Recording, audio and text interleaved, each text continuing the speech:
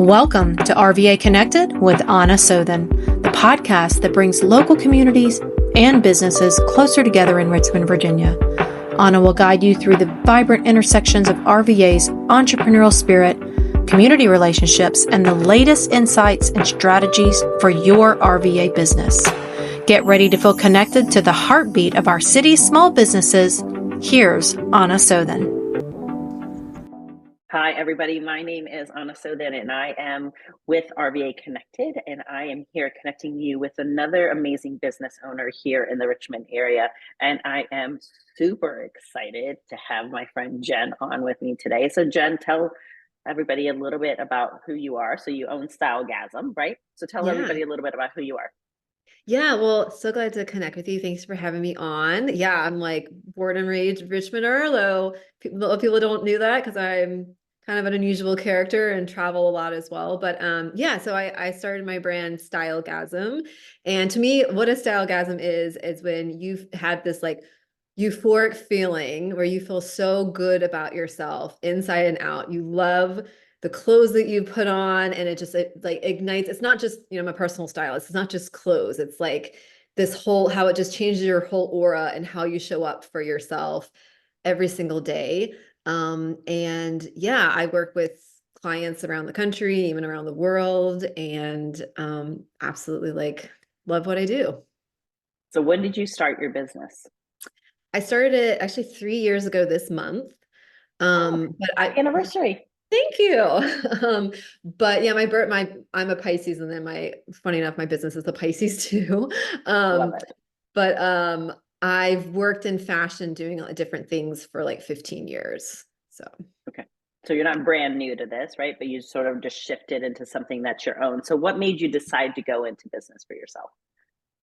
Well, this business, so I lived in, I went to VCU. I always knew like style was my thing. It's always something that I loved. I was like a really shy kid. I had a speech impediment, and my mom used to make me like dresses, and I had like strong opinions about, what I wanted. We go to Joann's or Walmart, or like what the fabric, what the style. And, for most of the year, like I wore pretty like, like normal clothes, wasn't anything great, wasn't anything bad, but just kind of like meh. But then like when I got to wear those dresses, which usually she made me for picture day, I felt like the belle of the ball. And as a shy kid, yeah, I just was like, it's like I wanted every day to feel like that.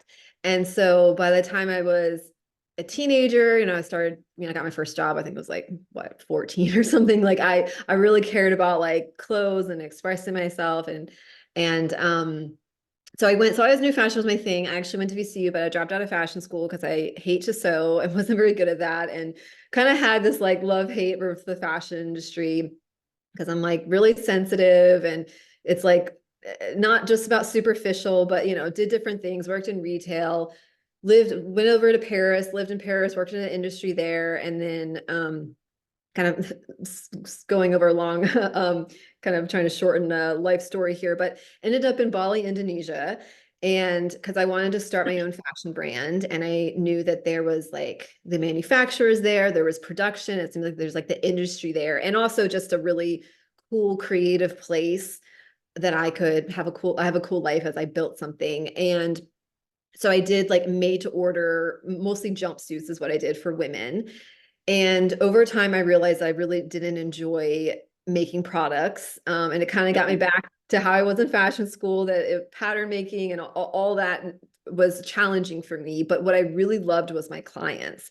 And I could see like, while it was great to help them with one piece for one outfit, there were so many other things that they needed support with, other things in their closet. Like, how do you put other things together? How do they show up more than just that one occasion? And I actually started my journey as a health coach, years back. So it was like, it wasn't really quite it. And so when I came back to the US, that's when about 3 years ago, things fell into place. And I realized that I wanted to try styling. And then I was like, oh, this is what I should be doing. Like I couldn't quite see it, but this brings all the things that I love about helping people, and my strengths of like finding things, putting things together, reflecting who the woman actually is, not just selling her something. And so that's how I became a stylist. I love that. So let's talk a little bit about that, because you and I have had some pretty lengthy conversations about it, right? Yeah. And I know that now, being a business owner and being out in the world and things of that, I'm a very relaxed, like if I could wear yoga pants and a t-shirt to a business meeting, I totally would, right? But I don't.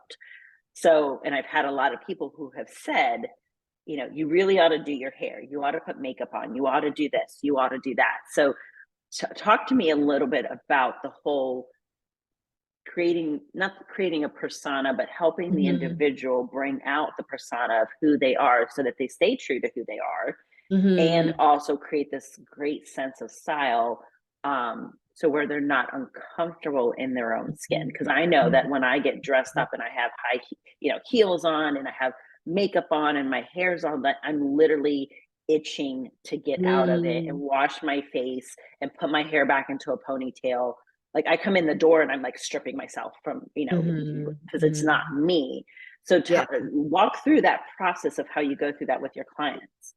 Yeah, absolutely. And that's like the one of like the biggest challenges I face sometimes is people think when they hear I'm a stylist, they think I'm gonna like I have this rigid set of rules for people that you have to wear these colors, or because you have this shape, or that I'm like the fashion police and I'm judging people, and that's just not how I am. And really, yeah, exactly. It's about working with a woman to find how she's going to be comfortable. That's like the number one thing I think people say to me is like, I want to be comfortable. I want to feel like myself, like absolutely. And that's going to look different for each person. And, some people, are more corporate, or they are more relaxed, or they are more this, but where I always start with people is, I know you're, a yogi and you're very much into like the internal. For me, it always starts like on in the inside. Do you know like I'm sure like oracle decks or tarot cards? Yes. So I have my own deck, and I created it. So here I can pull a card for you now. Pick a number between 1 and 52. 1 and 52, 48. 48. Oh, you got the sassy card. I love Oh, that. interesting. So I'll read you the top part of the card. Okay. Okay, sassy. You are one sassy lady. You have incredible strength to get what you want out of life, and you have fun ruling your own corner of the world. People everywhere remember you for your never-ending passion, definitely. Your sheer determination has led you to so much. In fashion, you love to stand out and bring your big attitude into your style.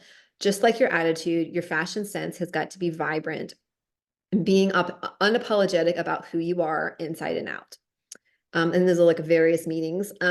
You have to keep your self-care rituals in check so that sassy doesn't turn into bitchy. You strut your stuff and walk into the room like you own the place. And you love your body. You treat her exceptionally well and only dress her with the best. Oh, interesting. I love that. Yeah, I can see that sassy. You got like personality. Like definitely when you walk in the room, everyone knows Anna. Like, Oh, um, thanks.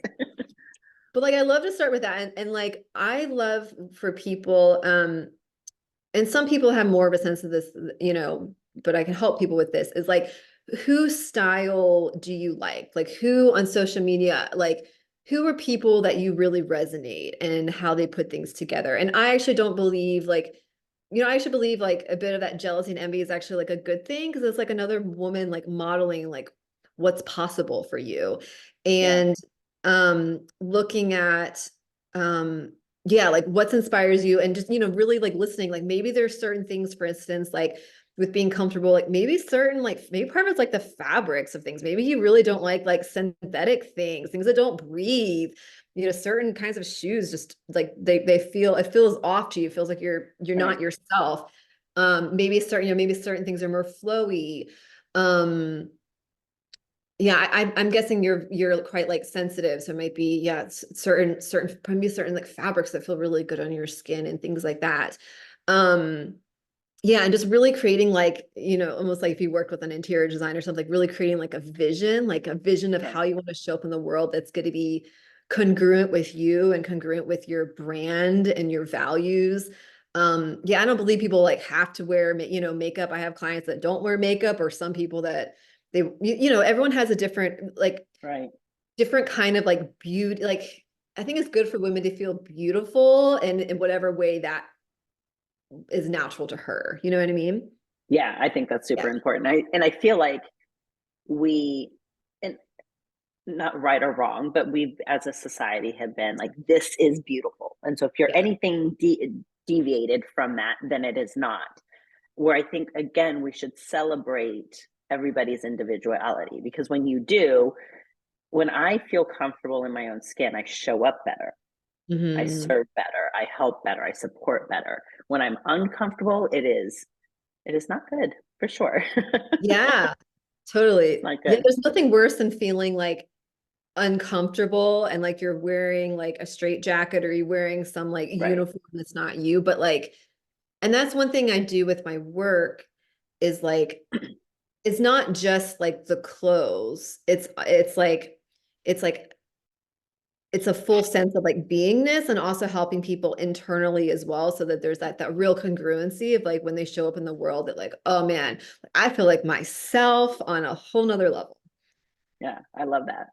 So I Mhm. want to ask a question. It's more of like, is this a myth or is it true? Right. So, Yeah. again, my perception, for as much knowledge I have or don't have, but I'm sure that a lot of people think out there, well, if I come and get a stylist, then she's going to do one of two things. She's probably going to come into my wardrobe and say, no, all of this has to go. Like, none of this is good. We're just going to start off with a brand new wardrobe. Or, like you said, make them fit into like whatever the current trends are. So, how do you start out? And you talked a little bit about this, right? Being with the client, Mhm. really figuring out who they are. But are they going to expect that? Like, is there going to be a whole revamp of Yeah. the wardrobe? And then people think, cha-ching, cha-ching, there goes like all the money I spent on those clothes. Mm. It's going to go out the window. And Mhm. now all of a sudden I have to spend 10 grand on a brand new wardrobe or whatever the case Yeah, may be. yeah. Yeah, it's so interesting. People, I just was at a new client's house this weekend, and even people that like I'm friends with, there's always that initial fear, like, oh my God, you're coming into my closet. And like it's so interesting. But actually people end up loving the process. I mean, I've never had anyone we've gotten rid of anything. And to be on everything, and to be honest, like with people, what the main thing that I look at is like, I look at their body language. I look at like, how are they responding? Are they telling me like, oh my God, I love this thing and all of these memories? Or like, oh my God, every time I see this, I just feel like, this reminds me of my ex-partner. Or, oh, when I wear this, I just feel, it's like, actually, that's the number one, is like, how are they responding to that item? Okay. And people always have treasures in their wardrobe. People always, always, always, always, they have amazing things that like they forget that they have.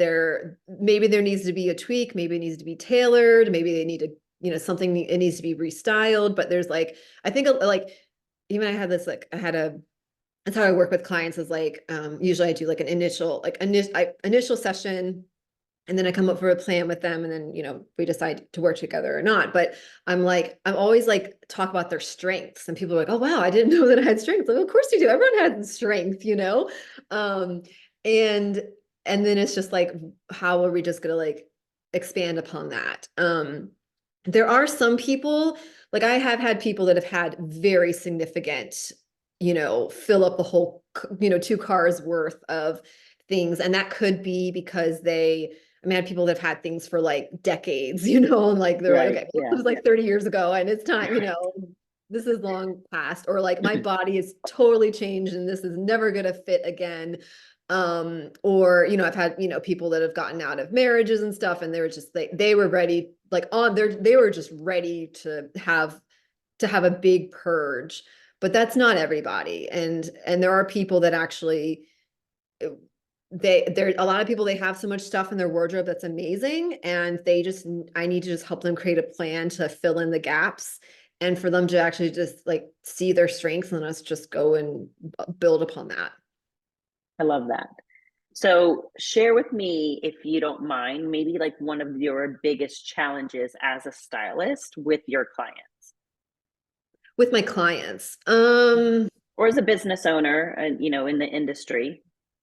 yeah, I would say kind of what I touched on before is just like a lot of misconceptions about what I do. And so like I've even been playing with like not even leading that I'm a stylist because people have so many assumptions about that. People assume, like you said, that I'm like what not to wear, judgmental, I'm gonna force upon, you know, their style. Or I mean, I've had people even think it's like a hairstylist or that you know, I only shoot, you know, I'm only doing editorial work and I don't work with people like them.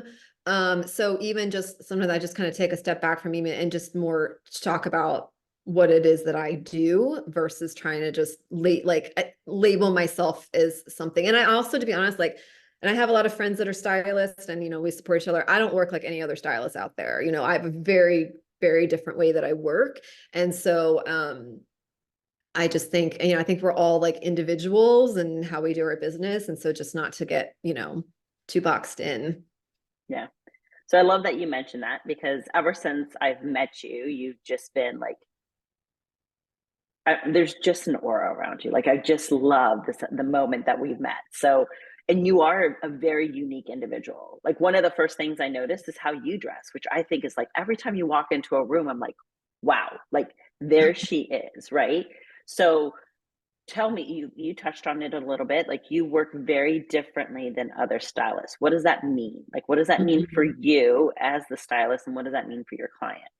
Yeah. I mean, first would be like a very, I would say just like much more depth as far as like curating that vision, you know, almost like working, if you're working with someone who's like an intuitive or like some really good coach who is really helping like pull out like even the beauty that you can't even fully see and like bring that really higher self into, you know, out into the world. I mean, it's one thing just to, you know, dress somebody or just, you know what I mean? Or just tell people what to wear. And so for me, it's really this whole process of like the full embodiment of that woman and being part of that process with them. I also do this work energy mastery throughout, which really just helps people like, you know, really help them on the inside and really help them like as we're working on the outside to really just help all that gunk that's there to just really be able to shine. And that's one thing people are often like, I don't mean this too much, but often people are like drawn to me and they think it's because of style, and that's part of it, but they also don't know like every day I do this practice of working on my energy, and that's partly that's part of the mix. And so that's really helped my clients have, I think, just more freedom to be themselves and to have the process be a lot easier. It's kind of a joke. I'm like, I'm trying to tell my other stylist friends, you guys should try this stuff. You should try use your clients. It makes your clients way easier. Just trust me, because I didn't start my business with using it. And I found that it's helped people be a lot more receptive, and it's helps them just like go through the process with a lot more ease. So I love that. I love that. So how, okay, before we wrap up here, who is your ideal client? Like who would you love to work with?